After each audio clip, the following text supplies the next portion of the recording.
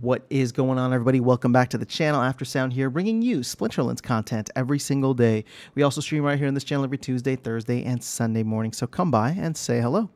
All right, guys, well, we had another town hall. This was on a different day, not a Monday, but on a Thursday due to the holiday here in the U.S., the 4th of July holiday. And I got to say, we had a town hall, we had maintenance window on the same day. There's a lot of hype. There's a lot that's been going on, and there's a lot to cover here for this specific town hall. Now, it was a little bit shorter than usual. Aggie was on for just an hour, and he was trying to keep it to an hour, but thankfully, Matt, Weirbeard, and a couple others stayed on to answer questions for, I think, like 45 minutes extra. So it ended up being close to the usual time for a town hall. And of course, we always appreciate when the team lends their time to chat with the community and see what is going on and answer our questions. So I'm going to jump into my 5 biggest takeaways. Again, this is not a summary. There's fantastic video and written content creators that put together full summaries. These are just the 5 things that stuck out to me and I wanted to share with you.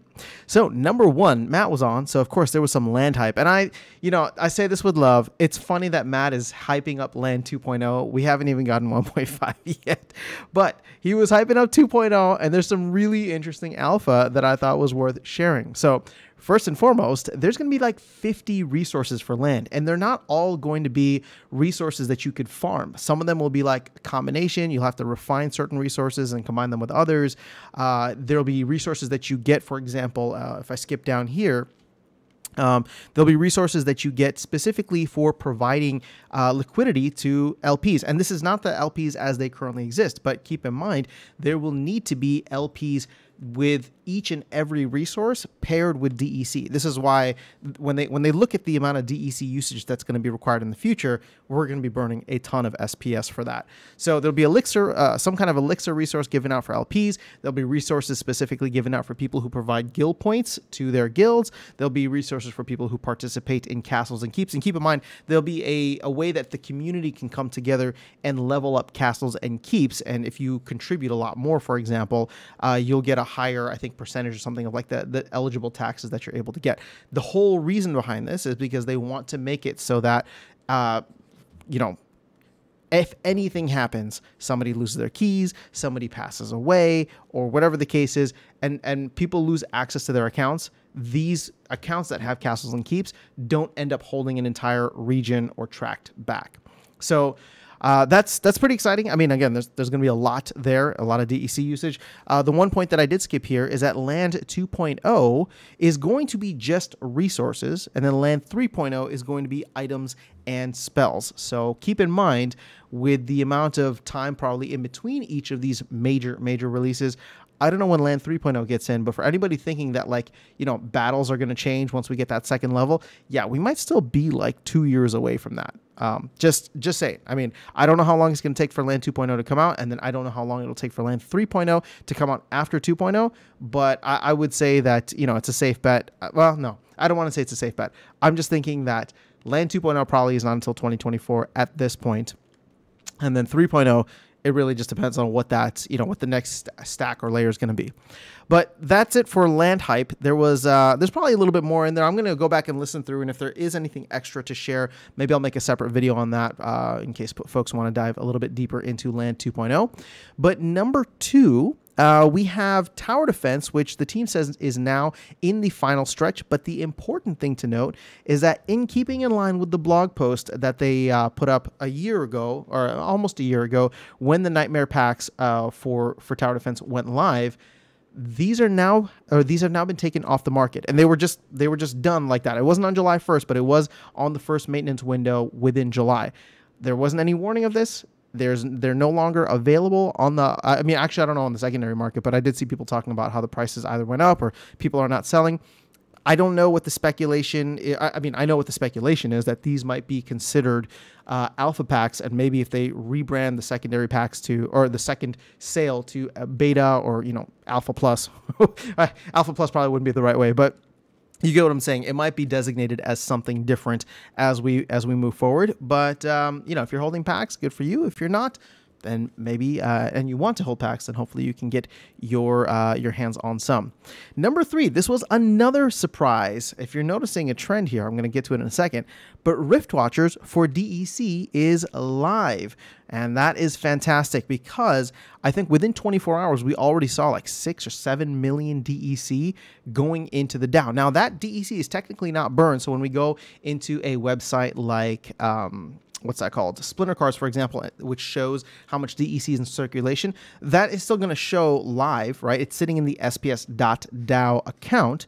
So we can go in and always track that, but that'll be good for us to see how much DEC is there. To me, it's essentially burned, but we'll have to go in and manually kind of track that to see how much is in the Dow. And hopefully, as we go through, and start hopefully selling more Rift Watcher packs, I think that is going to be something worth paying attention to. Now, I didn't make this an extra point, but Matt did say that he was interested or planning to put out a proposal to potentially burn Rift Watcher packs to get those other cards out into the ecosystem. So keep an eye out for that if that does end up coming to fruition. Number 4, wow, we're ripping through this. This is going to be a nice short one today.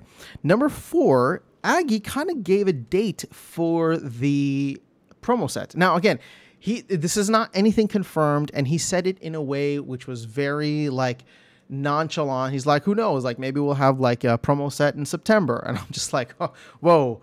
A promo set in September.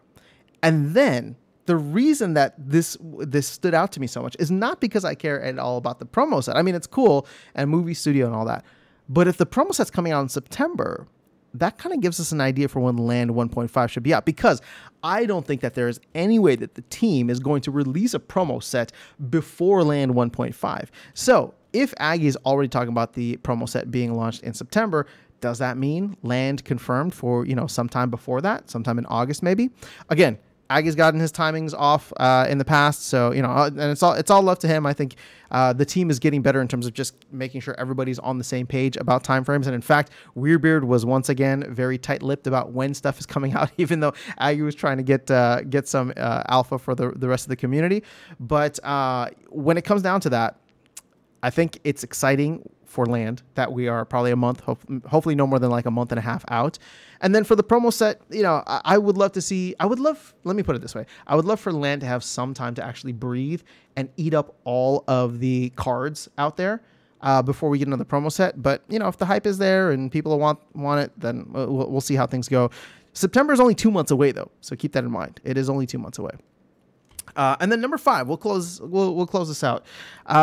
There was an interesting question asked, and we've talked about it here on this channel. People have talked about it all over the place. The general premise is like, can the Dow provide some kind of financial support to the team in terms of hiring help, right? And I think the question specifically this time around was proposed to Matt, or well, at least Matt answered it.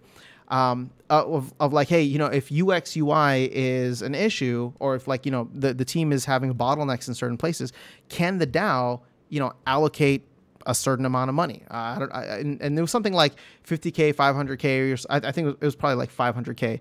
Can we allocate that aside? And Matt's response was really interesting because he said, 500K, again, I don't think that he was talking to be dramatic. He was just saying that 500K isn't really that much. If they were ever going to get anything that would help the team, it would probably have to be a $5 million minimum. And you think about how much is in the Dow right now. I don't know what the total is, but we're clearly not anywhere close to the 5 million, I believe. So at this point in time, I don't think the Dow is in a position to be helping the team, and it doesn't look as though it's worthwhile. And Matt did bring forth reasons, right? Because it's just like, hiring someone isn't just their salary, right? There's the recruiting of it. There's certain fees. There's the onboarding. There's the time spent, training, all of that. So it's a lot more than like, what's the salary for a UX UI designer, or what's the salary for a developer? And can we just set that aside from the Dow? There's a lot more that go into it. And I'm glad that he was able to kind of answer that one head on. So not that I don't want the Dow to help the team, but if it's kind of like a pipe dream for us and the team is going to be able to, do what they need to do, and this is not going to be something that'll be beneficial, then we should turn our attention elsewhere. is all I'm thinking. But that is it for my 5 biggest takeaways. I will go ahead and see if I can share some eye candy. I know a lot of this stuff is already live in-game, but Nate was on and shared some things from Land Phase 2. Well, here's the stuff that's already out. You do have, if you don't have a power core, there'll be an option to buy power cores, which is pretty cool. You can also speed up tasks by using time crystals. Here's your little build or biddle, whatever you want to call it. This is what your land will kind of look like with each of the different things. So here's like if you're harvesting grain, for example, you'll see that, and then you'll see this on your building on the inside. This is for SPS, and then this is for the research token if you go inside. So yeah, exciting stuff ahead. Now the next town square is in just a couple of days from now, so keep an eye out for that. And then I do want to give a shout out. Actually, you know what? I meant to put this as a thing, but we'll just keep it as a bonus item. For people who don't know or who missed the news, Matt won, I think, like 3rd place and won a bunch of stuff for the Great Burning event. He's giving all that away on Splinterlands TV. So you can see here, it's 50 land plots, you know, Nightmare packs, Riftwatcher packs, Untamed packs, Beta packs, and a Rooney. So for him, it was all just about the Burninator title. And so I just want to give a shout out to Matt, recognize the generosity.